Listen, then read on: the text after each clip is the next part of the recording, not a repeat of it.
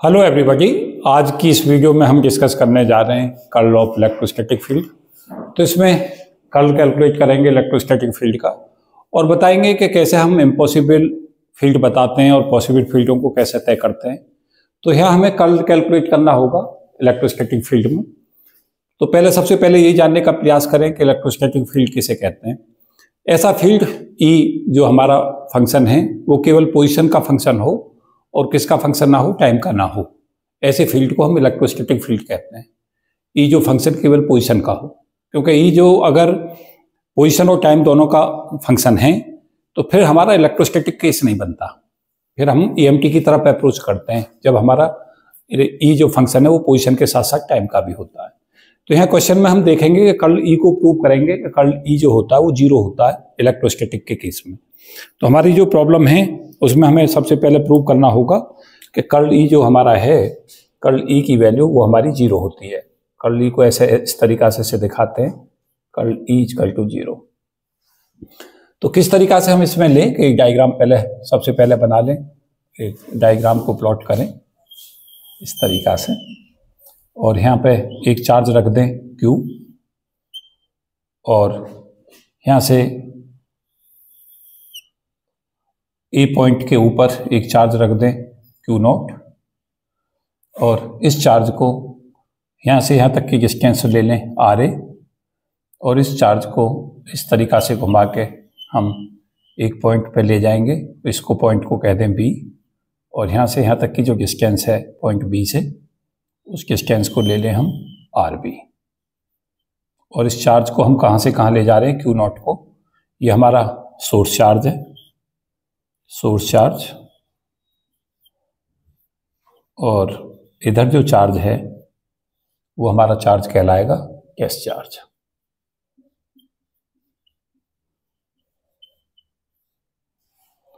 तो ये हमारी एक्सिस कहते हैं, एक्स एक्सिस मान लें, ये वाई एक्सिस मान लें, वाई जेड भी मान सकते हैं, जेड एक्स भी मान सकते हैं, वो केवल एजम्पशन है हमारा किस तरीका से हम इसे लेकर चलें।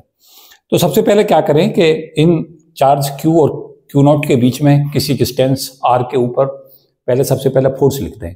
फोर्स को हम कैसे लिख के चलते हैं, अगर चार्ज हमारा दो चार्ज हैं, एक चार्ज है सोर्स चार्ज जिसकी स्ट्रेंथ कितनी है कैपिटल Q और एक टेस्ट चार्ज है जिसकी वैल्यू है Q0।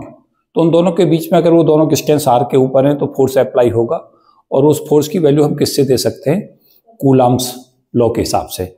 तो अगर R डिस्टेंस के ऊपर दो चार्ज रखे गए हैं तो फोर्स की वैल्यू को हम लेकर चलते हैं बच्चों। Force is equal to 1/4 pi epsilon naught Q0 upon R square, जहां R डिस्टेंस है चार्ज Q और Q0 के बीच में।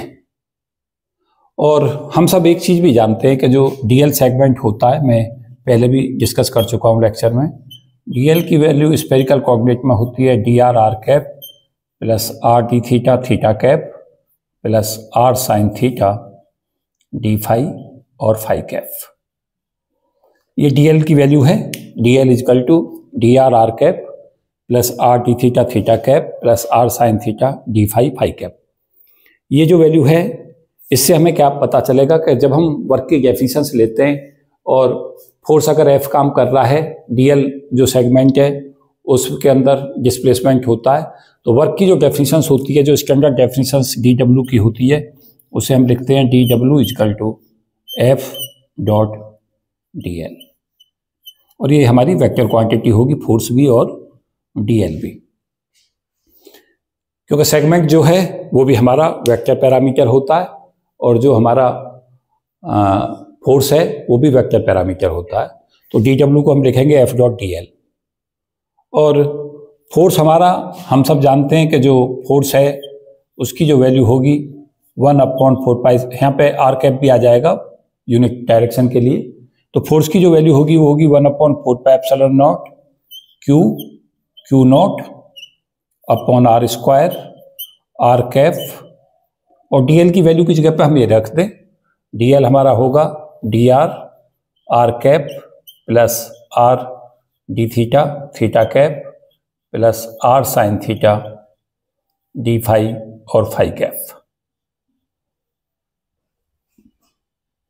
अब इसमें क्या देखेंगे हम कि आर कैप का डी थीटा के साथ में जब डॉट प्रोडक्ट लेंगे तो हमारा 0 होगा, और इसका यूनिट वेक्टर का जब फाई के साथ में लेंगे तो हम सब जानते हैं कि आर डॉट थीटा के ये जो परपेंडिकुलर है और परपेंडिकुलर वैल्यू जो होती हैं दो यूनिट वेक्टर की वो हमारी 0 होती है। उसी तरीका से आर डॉट और फाई यूनिट कैप ये भी हमारा 0 होगा, और R unit vector dot R unit vector इसकी वैल्यू 1 होगी। तो ये हम इसमें सिंपली अप्लाई कर दें। ये दोनों परपेंडिकुलर हैं, जब हम इनको खोलेंगे तो लिखेंगे आर का मैग्नीट्यूड, थीटा का मैग्नीट्यूड और कॉस π/2, क्योंकि ये दोनों एक दूसरे के परपेंडिकुलर होते हैं। तो परपेंडिकुलर में ये दोनों वैल्यू 0 हो जाएंगे। इसी तरीका से ये भी 0 हो जाएगा, और ये दोनों आर डॉट आर उसको लिखेंगे आर का मैग्नीट्यूड कॉस 0, तो कॉस 0 भी 1 होगा और आर का मैग्नीट्यूड भी 1 और दूसरी आर यूनिट वेक्टर का उसका भी मैग्नीट्यूड 1, तो ये वैल्यू 1 आ जाएगी। तो यहाँ से जो वैल्यू है एफ डॉट डी एल की वो हम देखें क्या हमें ऑब्टेन होती है। तो यहाँ से हम एफ डॉट डी एल जो ऑब्टेन हो जाएगा वो हमारा हो जाएगा Q naught upon 4πε0 D R upon R square. ये वैल्यू हमारे डी डब्ल्यू की हो जाएगी simple, 1/4πε0 Q naught D R upon R square, जहाँ क्यू क्या है सोर्स चार्ज का की स्ट्रेंथ है चार्ज की, और ये टेस्ट चार्ज का। तो ये डी आर जो डिस्टेंस है उसे चलने में किया गया कार्य है डी डब्ल्यू। अब हम क्या करें कि इसको हम सिंपली इंटीग्रेट कर दें, और इंटीग्रेट कहाँ से कहाँ तक करना है कि अगर हम वर्क निकालना चाहते हैं तो वर्क कहाँ से कहाँ तक निकालना चाहते हैं उसकी लिमिट ऑफ इंटीग्रेशन को यूज करें।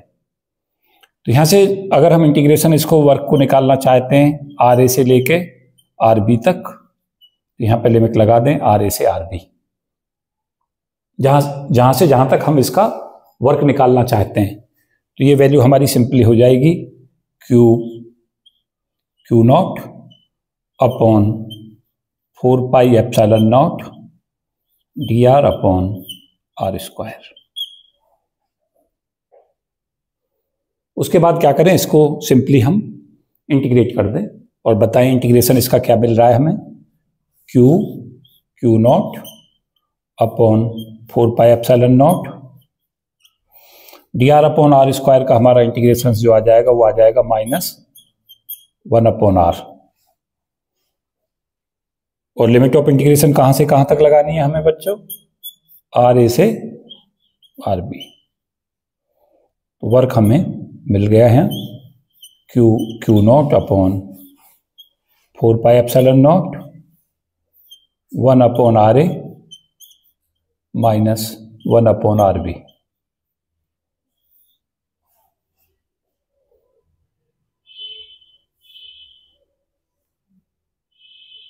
देखें कुछ और तो वैल्यू नहीं आ रही है।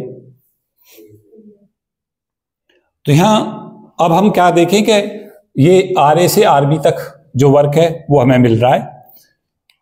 उसके बाद हमारे पास में क्या है कि अगर हम क्लोज्ड पाथ में वर्क निकालना चाहते हैं तो क्या होगा, आर ए से आर बी तक ये हो गया, आर बी से सपोज किया एक पॉइंट यहाँ सी है, आर बी से आर सी पहुंचाएंगे, फिर वर्क ए से लेकर बी तक और बी से सी तक इसी तरीका से ले लेंगे। और बाद में क्लोज्ड पाथ अगर हम लेना चाहते हैं, इन क्लोज्ड पाथ का मतलब होता है इंटीग्रल को क्लोज कर दें। In closed path particle various पॉइंटों से घूमता हुआ इसी पॉइंट पे वापस आ जाता है। कहां, ए पॉइंट पे। तो आर बी जो होगा वो हमारा आर ए के इक्वल होगा, क्योंकि लास्ट में पॉइंट सेम हो गया। घूमता हुआ पार्टिकल वेरियस पाथों से गुजरता हुआ इसी पॉइंट पे आ गया। तो क्लोज पाथ में जब आर ए और आर बी इक्वल हो जाएंगे तो वर्क हमारा कितना हो जाएगा, 0 हो जाएगा। तो work in a closed path, electrostatic में क्लोज्ड पाथ में जो कार्य है वो हमारा कैसा होगा, 0 होगा। कोई हमें वर्क नहीं करना पड़ेगा, ना ही वर्क करना पड़ेगा, ना ही वर्क हमें ऑब्टेन होगा। कब, जब पार्टिकल जहां से चला है उसी पॉइंट पर वापस आ जाता है। तो यहां से हम देखें जो वैल्यू हमने यहां से ली थी उसे हम ऐसे भी लिख सकते हैं dw हमारा जो मिल रहा था वो मिल रहा था हमारा f की जगह पे Q not into E dot D L कर दें और ये वैल्यू हमारी पूरा इंटीग्रल कर दें क्लोज्ड पाथ में और यहाँ भी पूरे पे इंटीग्रल कर दें और नेट वर्क डन कितना है 0 है। इसका मतलब क्या हुआ, ये फोर्स की डेफिनेशन यूज की है मैंने। फोर्स जो हमारा होता है उस एफ की वैल्यू कितनी होती है बच्चों, एफ की वैल्यू होती है simply F equal to Q naught into E. मैंने पहले लेक्चरों में डिस्कस कर रखा है कि फोर्स को हम लिख सकते हैं क्यू नॉट इन ई। ये इलेक्ट्रिक फील्ड किसके कारण है, इस चार्ज क्यू के कारण इलेक्ट्रिक फील्ड। तो इन दोनों के बीच में जब हम फोर्स निकालते हैं तो क्या करते हैं, इसके चार्ज से मल्टीप्लाई कर देते हैं और इसका इलेक्ट्रिक फील्ड लेते हैं तो हमें कूलम फोर्स पता चल जाता है। तो नेट वर्क डन हमारा कितना आ गया, 0 आ गया क्लोज पाथ में, और integral E dot D L कितना आ गया, वो हमारा 0 आ गया। तो यहां से हम क्या किस कंक्लूजन पर पहुंचे कि integral E dot D L जो होता है इलेक्ट्रोस्टैटिक में उसकी वैल्यू 0 होती है। और अगर इसे क्यू नॉट से मल्टीप्लाई कर दें तो एफ डॉट डी एल 0 हो गया पूरे क्लोज पाथ में, तो वर्क 0 हो गया। अब यहां से हम इसके ऊपर स्टोक्स थ्योरम अप्लाई कर देंगे। स्टोक्स थ्योरम क्या करती है, लाइन इंटीग्रल को सरफेस इंटीग्रल में बदलती है। तो ये यहाँ लाइन इंटीग्रल था, इसी को सरफेस इंटीग्रल में बदल दें क्लोज पाथ में एस, और ई डॉट डी एल होता है हमारा curly dot D S is equal to 0। कौन सी थ्योरम यूज की गई है, Stokes theorem of vector calculus, Stokes theorem of vector calculus. तो यहां से क्या कंक्लूजन आया बच्चों कि जब ये कर्ली डॉट डी एस 0 है और हर सरफेस एलिमेंट के लिए 0 है तो ये 0 हो भी सकता है, ना ही भी हो सकता। और इन केस अगर ये 0 नहीं है तो फिर ये ऑलवेज 0 होगा। तो क्योंकि डी एस जो सरफेस एलिमेंट है जब पार्टिकल चलता है तो जनरली वो 0 होता ही नहीं है, तो कर्ली हमारा 0 हो जाएगा। तो इलेक्ट्रोस्टैटिक फील्ड के अंदर कर्ली की वैल्यू हमारी 0 होती है। तो हम किसी क्वेश्चन को कि वो इलेक्ट्रोस्टैटिक फील्ड इम्पॉसिबल बना रहा है पॉसिबल बना रहा है, उसके लिए हम क्या कर रहे हैं, कर्ली को कैलकुलेट करके देख लें। अगर कर्ली की वैल्यू 0 आ जाती है तो वो पॉसिबल इलेक्ट्रोस्टैटिक फील्ड है, और अगर कर्ली 0 नहीं आता तो वो इम्पॉसिबल इलेक्ट्रोस्टैटिक फील्ड है। तो यहाँ मैंने 2 क्वेश्चंस इसमें लिखे हैं, आपके पास ये 2 प्रॉब्लम ली हुई हैं। इन दोनों प्रॉब्लमों को मैं सॉल्व करा रहा हूँ और इसमें हम देखेंगे कि एक केस के अंदर कर्ली की वैल्यू 0 आएगी और एक में कर्ली की वैल्यू 0 नहीं आएगी। तो जहां कर्ली 0 आ जाएगा, कर्ल का मतलब होता है हमारा रोटेशनल, रोटेशन, कर्ल बताता है रोटेशन को, डाइवर्जेंस बताता है फैलाव को। तो किसी फील्ड का कर्ल का मतलब है कि जो चार्ज है उस चार्ज को रोटेट करने की नेचर नहीं होती इलेक्ट्रिक फील्ड में, बल्कि क्या होती है कि इलेक्ट्रिक फील्ड के अलोंग चार्ज पार्टिकल ऊपर की तरफ या तो रेडियल फील्ड की तरफ या उससे अवे उधर की तरफ मूव करेगा। जैसे एक मैं केस समझाने की यहाँ कोशिश करूं कि एक चार्ज हमारे पास में यहाँ है Q और एक चार्ज हमारे पास है यहाँ Q नॉट। ये सोर्स चार्ज है, टेस्ट चार्ज है। अगर ये पॉजिटिव चार्ज है और ये पॉजिटिव चार्ज है तो ये चार्ज जो इस चार्ज को जब पास लाओगे तो इसे रिपेल करने की कोशिश करेगा, जो इनकी रेडियस वेक्टर है उससे मिलाने वाली रेखा के अनुदिश। इसको रोटेट नहीं कराएगा। तो रोटेशन टेंडेंसी नहीं होती है इलेक्ट्रिक फील्ड की, बल्कि क्या होती है, इसके टेंजेंट मूव कराने की टेंडेंसी होती है रेडियल दिशा में। या तो अगर ये चार्ज दोनों पॉजिटिव हैं तो ये इसे रिपेल करके दूर ले जाने का प्रयास करेगा। तब हमें इधर की तरफ लाना है तो हमें वर्क करना पड़ेगा, आएगा नहीं ये, हमें वर्क करना पड़ेगा। कब, अगर हम इस चार्ज Q नॉट को इस Q के पास लाना चाहते हैं इन्फिनिटी से कहीं दूर से और इधर की तरफ ला रहे हैं, तो ये चार्ज Q जब इधर की तरफ लाएंगे तो फोर्स लगेगा इस चार्ज Q के कारण इस चार्ज पे, और वो उसे रिपेल करेगा, और उस रिपल्सन के कारण ये चार्ज क्या करेगा, दूर की तरफ जाने का प्रयास करेगा। और आप पास लाना चाहते हैं तो आपको वर्क करना पड़ेगा। ऐसे केस में क्या होगा, वर्क करना पड़ेगा।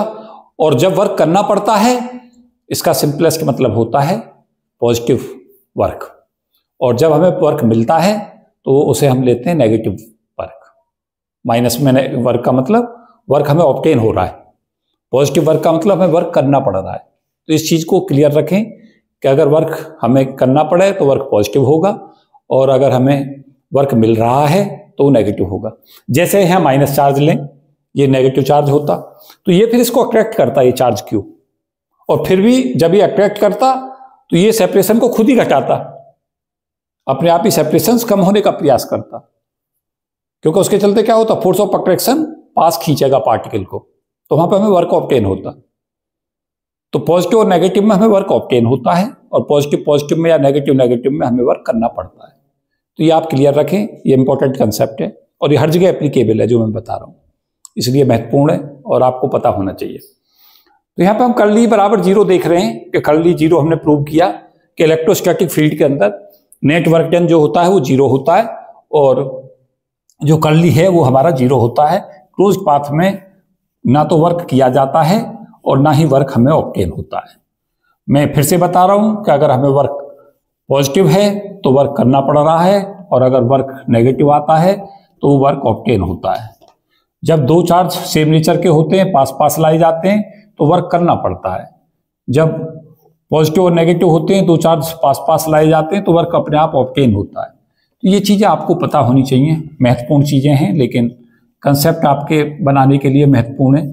अब हम जो इस लेक्चर में आगे डिस्कस करेंगे उसमें हम दिखाएंगे कि जो हमारा दो इलेक्ट्रिक फील्ड हमें दे रखे हैं उसमें हम कर्ल ई कैलकुलेट करेंगे।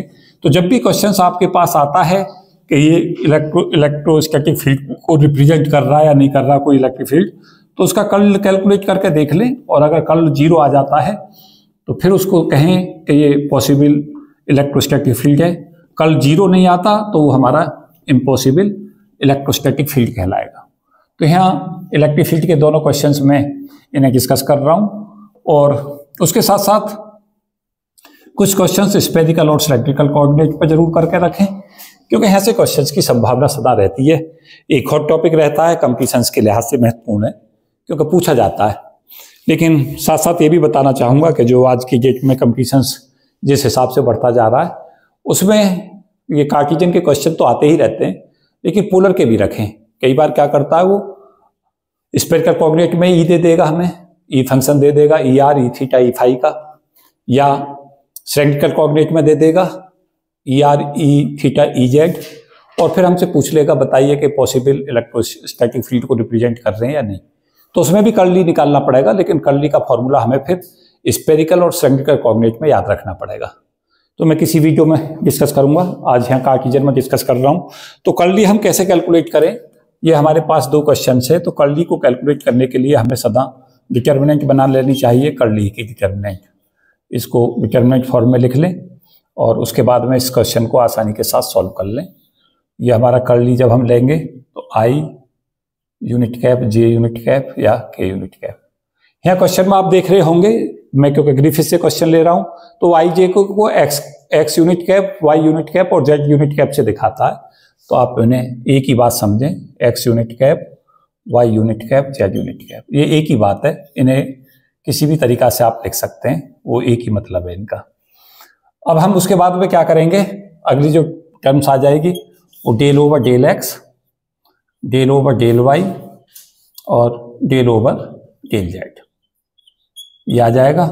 और यहाँ टर्म्स आ जाएगी ई एक्स, यहाँ आ जाएगी ई वाई और यहाँ आएगी ई जेड। तो ये X cap, Y cap, Z cap, ये तो आई जे की जगह पे चले जाएंगे। Del over del X, del over del Y, del over del Z, ये सेकेंड टर्म्स होगी इसकी डिटर्मिनेंट की, और थर्ड में ई एक्स, ई वाई और ई जेड। अगर हम इस क्वेश्चन को देखें यहाँ से, तो ई एक्स की जो वैल्यू है वो के एक्स वाई है, ई वाई की वैल्यू 2k वाई जेड है, और ई जेड की वैल्यू 3x जेड के है। तो ये वैल्यू यहाँ लिख दें, तो ये वैल्यू आ जाएगी हमारी इक्वल टू सिंपली दिस। इसको हम लिख पाएंगे इस फॉर्म में, एक्स कैप, वाई कैप और जेड कैप, और यहाँ del over del X, del over del Y, del over del Z, और ई एक्स को ले लें के एक्स वाई, ई वाई को ले लें 2k वाई जेड, और ई जेड को ले लें 3k X Z. E X E Y E Z. X unit cap का component E X, Y unit cap का कंपोनेंट ई वाई और जेड कैप का यूनिट कंपोनेंट, जो भी टर्म्स आए जेड कैप के साथ में मल्टीप्लाई होकर उसे यहाँ पे ले लें। अब इसके बाद इसे सॉल्व करें तो पहली टर्म्स जो आएगी वो आएगी एक्स यूनिट कैप, इसको कवर करें, इसको कवर करें, डेल ओवर डेल वाई,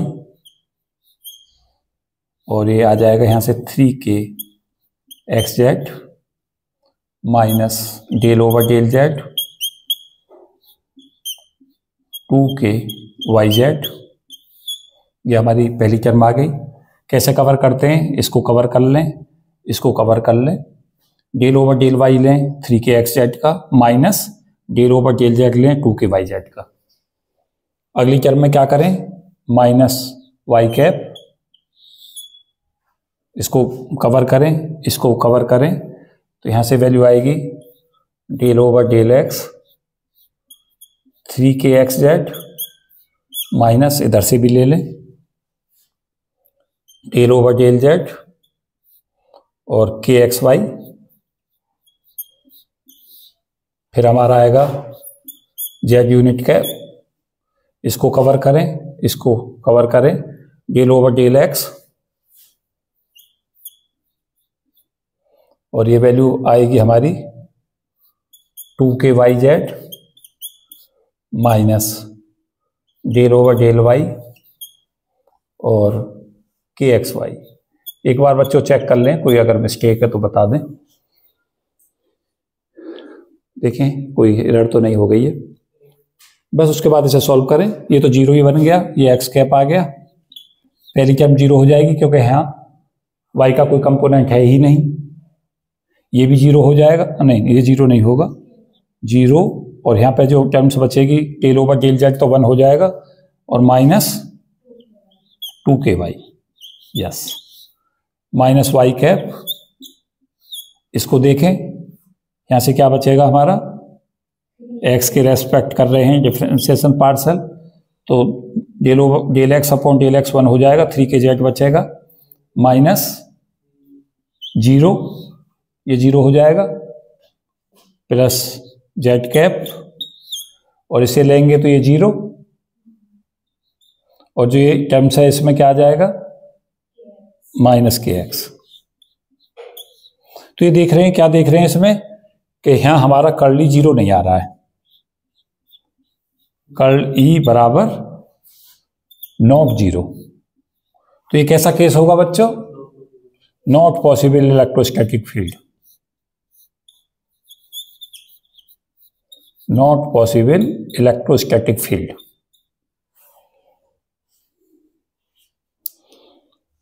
फिर अब देखेंगे सेकंड केस। इसमें क्या करेंगे, सेकंड क्वेश्चन की वैल्यू रख देंगे। तो यहां पे हमने क्या देखा है, इसके अंदर हम देख रहे हैं कि कर्ली जीरो नहीं मिल रहा है, कर्ली इज नॉट जीरो, और कर्ली अगर जीरो नहीं होता तो वो हमारा पॉसिबल इलेक्ट्रोस्टैटिक फील्ड नहीं होता, इम्पॉसिबल इलेक्ट्रोस्टैटिक फील्ड है, या हम इसे लिख सकते हैं नॉट पॉसिबल इलेक्ट्रोस्टैटिक फील्ड या इम्पॉसिबल इलेक्ट्रोस्टैटिक फील्ड, एक ही बात है। फिर अगले केस में क्या करें, इस वैल्यू को पुट कर दें, यहाँ इस वैल्यू को बदलूं, मैं इसी में कवर कर रहा हूं, तो इसको रब किए दे रहा हूं। केवल कर्ली हमें कैलकुलेट करके देखना है, कर्ली कैलकुलेट करते हमें तुरंत से पता चल जाएगा कि सिचुएशंस हमारी क्या है।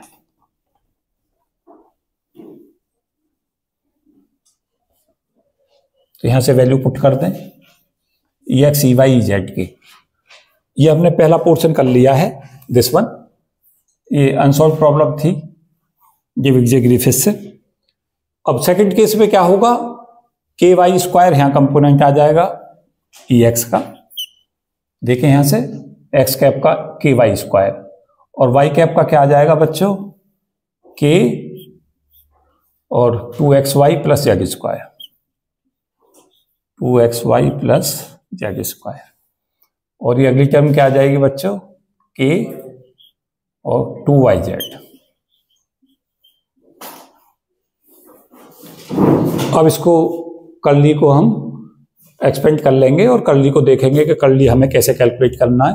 तो यहाँ पे हम सॉल्व करें इसे, तो एक्स कैप हमारा आ जाएगा unit cap, del over del Y इसका ले लें, डेल ओवर डेल वाई किस टर्म का ले लें, 2k/z का,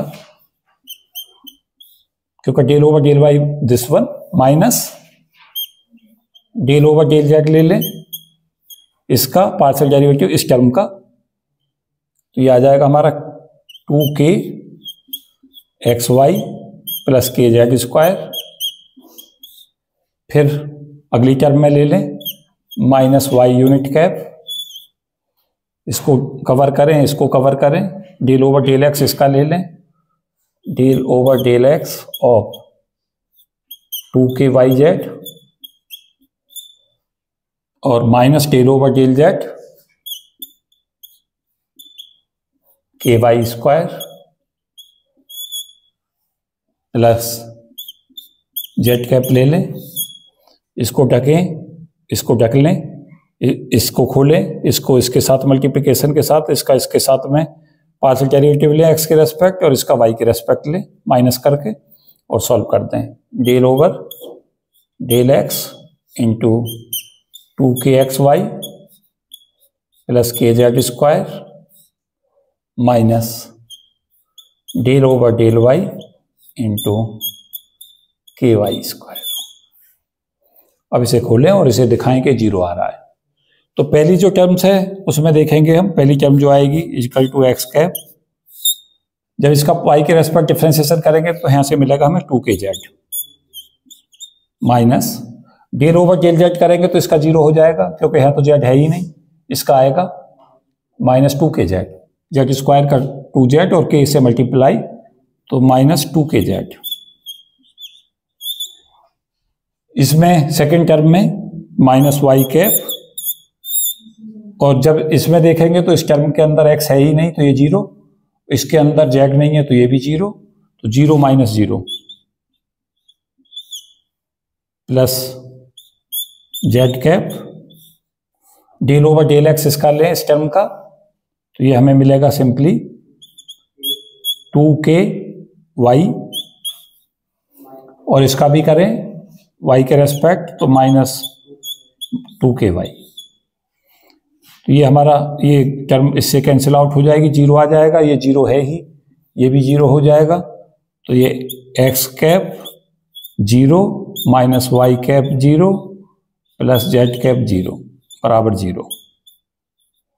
तो क्या दिखा पाए हैं कि सेकंड केस के अंदर कर्ली जो हमारा क्या मिल रहा है, कर्ली ई बराबर 0 in the case of second case. इस केस के अंदर हमारा कर्ली 0 बन रहा है, और कर्ली 0 बनने का मतलब क्या हुआ, ये कैसा केस होगा, ये हमारा केस होगा पॉसिबल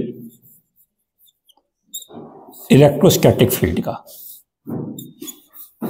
तो ये टर्म जो सेकंड था वो हमारा पॉसिबल इलेक्ट्रोस्टैटिक फील्ड था, और फर्स्ट वन जो था वो हमारा इम्पॉसिबल इलेक्ट्रोस्टैटिक फील्ड था। तो इस वीडियो में मैंने जो डिस्कस किया है वो 2-3 चीज़ें मैं कंक्लूड किए दे रहा हूँ, कि डिस्कस किया है कि जब भी हम इलेक्ट्रोस्टैटिक फील्ड में जाएंगे तो कर्ली 0 होगा, वर्क डन जो होगा क्लोज्ड पाथ में वो 0 होगा।